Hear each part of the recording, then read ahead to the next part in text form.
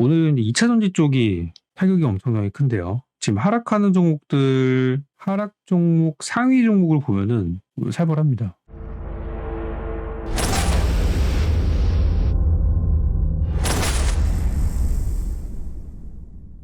삼성 SDI 오늘 5% 빠졌어요. 그리고 SK이노베이션도 오늘 3% 빠졌고요. LG에너지솔루션도 오늘 3% 빠졌어요. 우리나라 대표 배터리사 3사가 전부 이제 급락 출발하고 있는 건데 에코프로도 마찬가지고 4%대. 아까 이제 포스코 DX만 좀 개별적으로 올라가는 거고 나머지는 오늘 일단 특히 2차 전지는 전멸이라고 봐야 되겠죠. 많이 오른 2차 전지, 안 오른 2차 전지는 상관없어요. 이제 어쨌든 많이 올라간 2차 전지는 현재 좋지 않죠.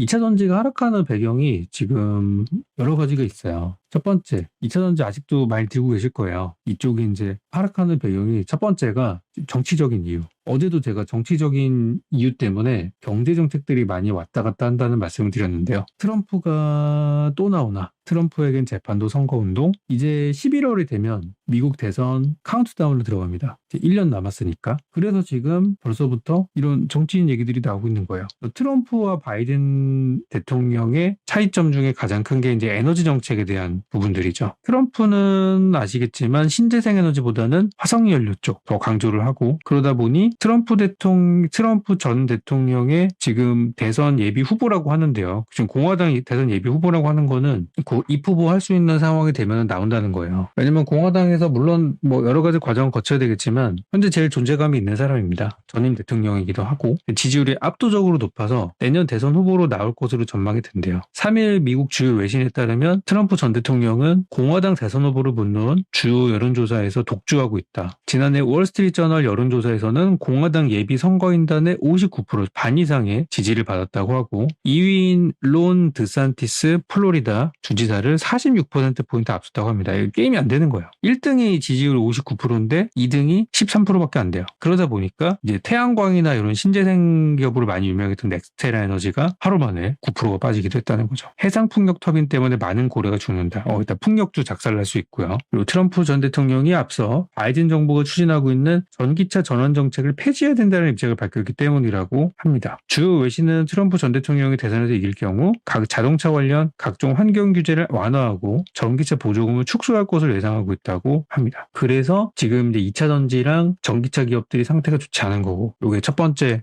이유는 트럼프가 되겠습니다. 그리고 이제 두 번째 이유가 있는데 두 번째 이유는 2차 전지 관련 기업들의 원자재 수급을 어디서 하고 있느냐. 원자재 수급이 대부분 이제 중국에서 수급들을 하고 있다 보니 그런 것들이 좀 더 부정적으로 나올 수 있다는 거예요. 한국이 제주 부리면 도는 중국이 K배터리 소재 의존도 97%.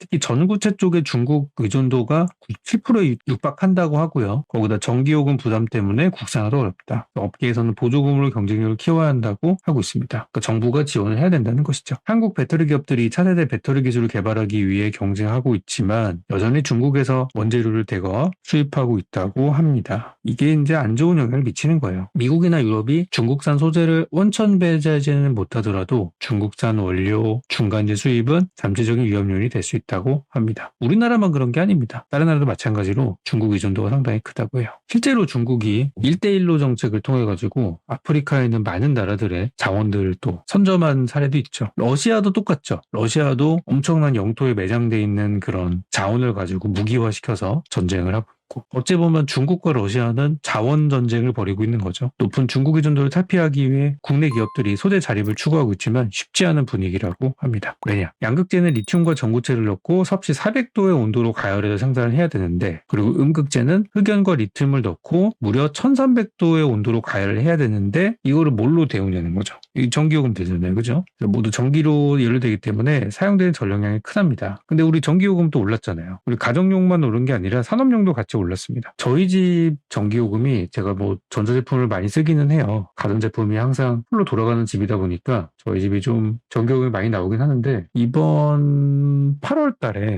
달에 제가 에어컨을 한 번도 끈 적이 없거든요. 그러니까 누진세 구간이 넘어갔나 봐요. 전기요금 플러스 관리비에서 88만 원인가 나왔거든요. 지금까지 그렇게 나왔던 적이 한 번도 없는데 이번에 요금이 올라간 거 플러스 거기다가 누진세 구간 진입해가지고 나왔더라고요. 전기요금 올라간 게 그동안 체감이 별로 안 됐어요, 저는. 근데 이번에 되더라고요, 이번에. 진짜 오르긴 했구나. 지난해부터 올해 상반기까지 전기요금은 총 5번에 걸쳐 킬로와트 시당 40원이 올랐다고 합니다. 인상률이 무려 39.6%가 올랐대요. 이번에 저희 집처럼 에어컨 틀었다가 전기요금 폭탄받은 집들 많이 있을 거예요. 그래서 배터리 소지업계 관계자는 전력요금 부담을 경감해주지 않고서는 생태 조정이 쉽지 않다고 하소연했다고 합니다. 이런 내용들이 계속 부담이 되는 거예요. 이제 원자재 중국 의존도 이런 것들이 이제 좋지 않죠. 그래서 그런 상황인데 재수없는 기사들 9월 수익률 봤더니 2차전지 몰빵한 개미들 전패 그리고 약발 떨어진 배터리 아저씨 또 뭡니까 2차전지 신화가 끝났나 부정적인 리포트를 연이어 내놓는 증권가에서 자취를 감췄던 2차전지에 대한 부정적인 보고서가 연이어 발간되고 있다. 광물 가격 하락으로 인한 수익성 악화 전기차